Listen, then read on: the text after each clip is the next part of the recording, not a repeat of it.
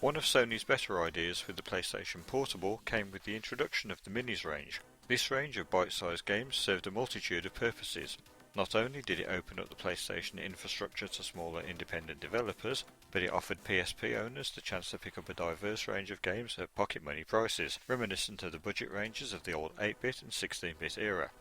Initially the range was restricted to the PSP, but compatibility was later extended to the PS3 and once launched, the PS Vita as well, opening up this range to an even bigger user base of well over 100 million gamers worldwide. While most of the minis were original games or ports of mobile games, a few were converted from older formats. One such game had its origins in an old Amiga classic. That game was Pinball Dreams. First released by 21st Century Entertainment, a spin-off from Houston Consultants, and converted to the PSP by Cowboy Rodeo. The game features 4 original pinball tables, each with a different theme. Instead of attempting to enhance the game from the Amiga, Cowboy Rodeo opted to produce a straight port, hoping to win over fans of the original version. As you've seen from my other videos, I'm an avid retro gamer. I grew up with the old Commodore computers, starting with the VIC-20 right through to the Amiga, where we were quite an active part of the freeware scene here at Infinite Frontiers. Anyway, I was somewhat excited when Pinball Dreams and its follow-up Pinball Fantasies landed on the PSP. This was one of the landmark Amiga games released back in the 1990s. Developed by members of the Amiga demo group The Silence, who went on to form Digital Illusions while still at university, this was their first release. Pinball Dreams features 4 varied tables, and at the time nothing had been seen like it on the Amiga, and quite rightly it became an instant classic. Great graphics and sound, incredibly addictive gameplay, and the most realistic ball physics that had been seen up to that point on any pinball game. They were onto a winner, and it proved to be a smash hit with players, critics and at retail. The 4 tables covered quite diverse themes. Ignition, a sci-fi table, Steel Wheel, Western, Beatbox, a music themed table, and Nightmare, the obligatory horror table. Now, rather than release a completely revamped enhanced version of the game for the PSP, as I mentioned, Cowboy Rodeo opted to release a straight port of the Amiga version so the graphics and sound are identical to the original. Even the controls are the same and are kept to a bare minimum to keep the game as easy as possible to get into. Tables are chosen by a simple animated menu where you choose each of the 4 from sliding images, with each table's logo on them with high score data on the reverse, all displayed on 3.5-inch discs.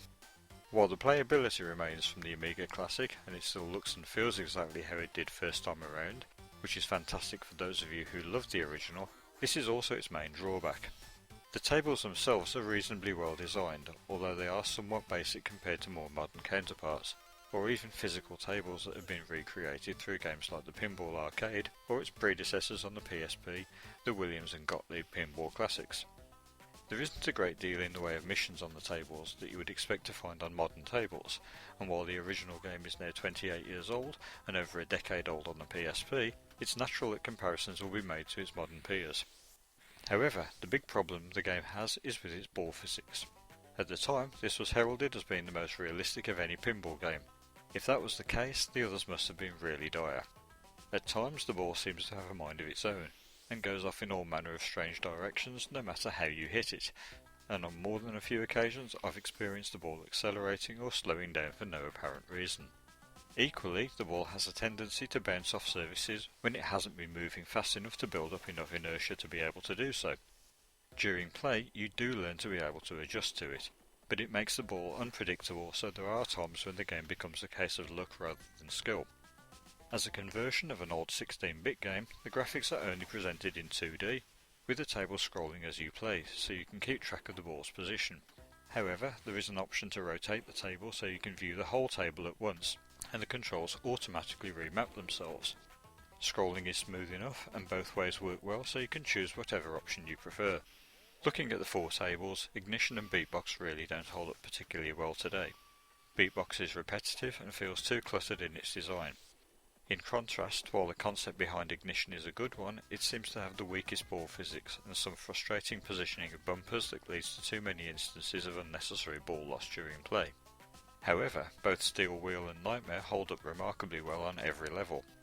Great visuals, superb sound and tight gameplay on both. Neither feel frustrating to play, and progression through the different game modes are challenging but fun and never a chore. When looking at this as a standalone mini title, it's reasonably playable, good fun, and certainly worth the money, and a good addition to the PSP's catalogue. However, being completely honest, and as an overall package, it hasn't stood the test of time particularly well as a pinball game, and if you've never played the Amiga version before, you may wonder what all the fuss is about. If you're a PS Vita owner, for the same amount of money you could get the free Core Zen Pinball 2 engine, plus one of the 4 table packs, and it really delivers a more authentic pinball experience. Ultimately, what this boils down to is nostalgia.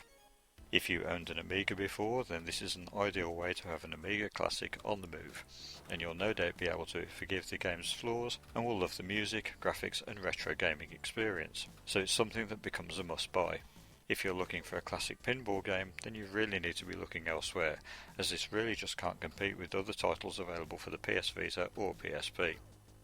Pinball Dreams is available from the PlayStation Store for £3.99 and requires less than 5 meg of memory card space.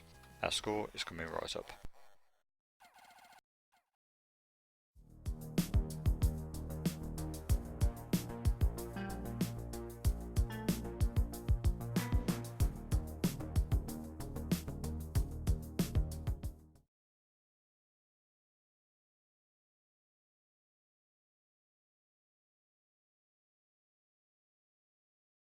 Thank you for watching. If you enjoyed this video, don't forget to click on the like button and leave us a comment below. Also, spare a moment to share this video on Twitter, Facebook and all your social media pages. To get updates on all of our latest videos delivered straight to your inbox, subscribe now using the link on the screen.